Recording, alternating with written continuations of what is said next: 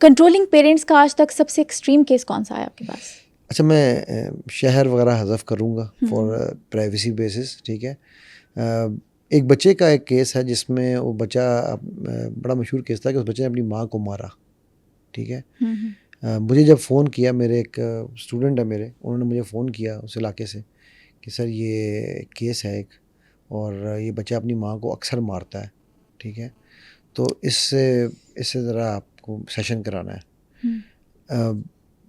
उस बच्चे ने से जब मैंने बैठा, मैं पता चला, अब वो बच्चा था कोई तकरीबन 13-14 साल का, ठीक है, शायद 15 का होगा, मतलब इसी रेंज में था, बिलो द। वो बच्चे के ऊपर एक तो बाप की तरफ से बहुत ज़्यादा रिस्ट्रिक्शंस थी, ठीक है, माँ उन रिस्ट्रिक्शनों की इम्प्लीमेंटर थी, ठीक। अच्छा, फिर उसको फ्री हैंड था मोबाइल पे गेमें खेलने का, वहाँ पर उस पर कोई रिस्ट्रिक्शन नहीं लगती थी, क्योंकि माँ बाप पढ़े लिखे इतने नहीं थे, वो समझते थे हमारा बच्चा बैठ के पढ़ रहा है, कंप्यूटर पढ़ रहा है, ठीक होगी बात।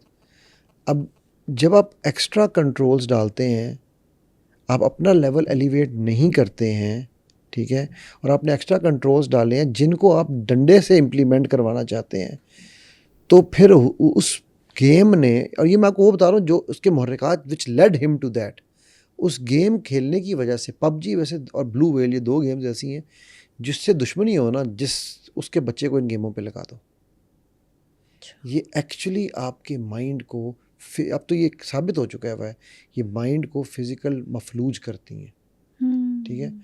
अच्छा, आहिस्ता आहिस्ता अब उस बच्चे के पास आउटलेट क्या था, इतनी किसी दोस्त की तरफ नहीं जाना, किसी कज़न की तरफ नहीं जाना, किसी को घर बुलाना नहीं है, ठीक है, जब भी जाना है तो माँ बाप के साथ जाना है, अकेले नहीं जा सकते, कहीं तुम गलत कामों में ना पड़ जाओ, कहीं तुम्हारे साथ कोई गलत ना कर दे। ओ यार, ठीक है, बेहतर है दिल के साथ रहे पास बान अकल, लेकिन कभी कभी इसे तन्हा भी छोड़ दे, ठीक। इतनी इस पर रिस्ट्रिक्शंस थी कि इवेंचुअली उसने उस गेम के अंदर जब गया, गेम के अंदर जाते जाते उसके, मैंने कहा ना, ज़हनी मफलूज करती है, so he reach to a point every time his mother would take the mobile from him, he would hit his mother, और वो कहता मुझे पता ही नहीं चलता कि मैंने माँ को मारा है, क्योंकि गेम में भी तो वो सब कुछ कर रहा है ना, वही मार रहा है, वायलेंस कर रहा है, गेम में एग्जैक्टली वो वायलेंस कर रहा है, ठीक है। सो बात यह है कि आपको, अगेन मैं वही बाबा कहूँगा, हम एक्सट्रीमिस्ट कौम है ना, हमारे में दरमियान नहीं। हालांकि कुरान हमें क्या कह रहा है, तुम उम्मत वस्ता हो, हम दोनों एक्सट्रीम्स लेते हैं सिवाय वस्ता के, कि आपने अगर उसको कंट्रोल करना, बच्चे को ना थोड़ा सांस लेने का मौका दें, ताकि वो अपनी एनर्जी कभी किसी दोस्त के साथ भी वेंट आउट करके आ जाए। अगर छोटी मोटी बच्चों की आपस में अनबन हो भी गई है ना, तो यार चुप करने लेट इट गो, वो आपस में निबेड़ लेंगे। हमारे पेरेंट्स आ जाते हैं गोलियां निकाल के, बंदूकें, तुम्हारे बेटे ने मेरे बेटे को मारा, ओ भाई वो भी तो छोटा सा बच्चा है, वो एग्जैक्टली उसकी क्या ही समझ है, ठीक है।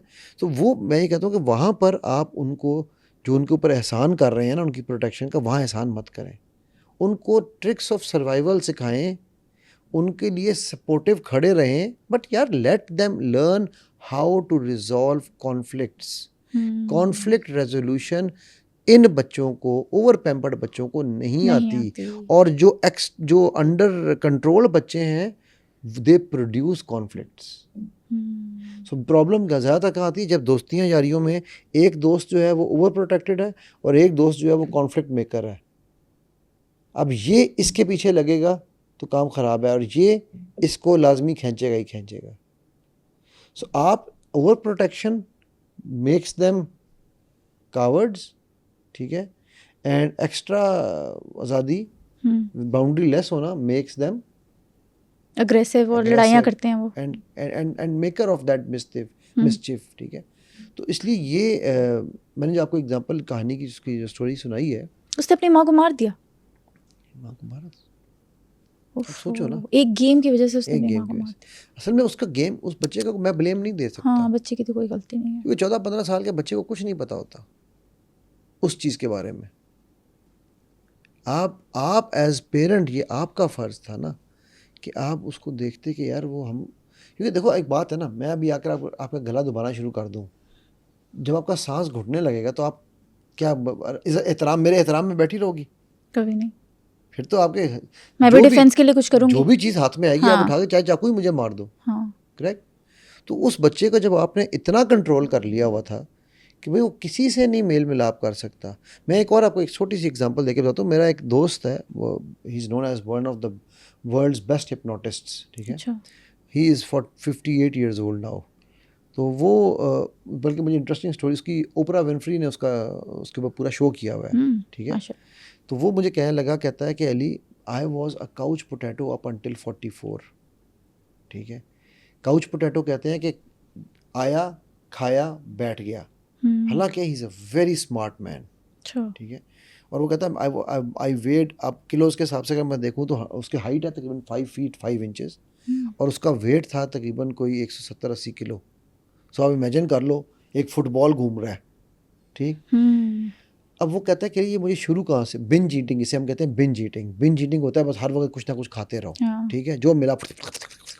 कहते हैं ये मैंने, जब खुद भी साइकोलॉजिस्ट है, कि जब मैंने अपनी ज़िंदगी को एनालाइज किया तो मुझे पता चला जिसकी वजह से फिर आई ट्रांसफॉर्म माई सेल्फ। एक साल में he became from 180 kgs he came down to 90 kgs, ठीक है। और उस एक साल में उसने, कहता हुआ क्या, मैं बैठा हुआ इसी तरह। मुझे बचपन से याद है, मेरी माँ मुझे कहती होती थी कि तूने काउच मेरे लिए रखा हुआ था एक छोटा सा, तो उस काउच पे तूने बैठना है, खाना भी मुझे वहाँ मिलना है, पीना भी मुझे वहाँ मिलना है। मैं अगर बाहर खेलने जा रहा हूँ तो माँ ने साथ साथ फिरना है, तेरे दोस्त कौन है। पैरानोया थी ना माँ एक। तो कहता है कि वो ऐसा मेरे लिए पैरानोया था कि फिर जब मैं तंग आ गया, मैंने कहा मैं बाहर जाता ही नहीं। So I made no friends for 40 years of my life, ठीक है।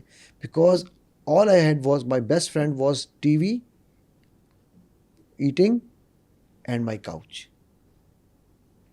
जिस दिन, कहता है मुझे, खुद शादीशुदा था, 2 बच्चे थे उसके उस वक्त, अच्छा। जबकि मैं किस्सा सुना रहा हूँ, ठीक है। तो कहता है जब the day I realise when my children came and told me father you are a couch potato,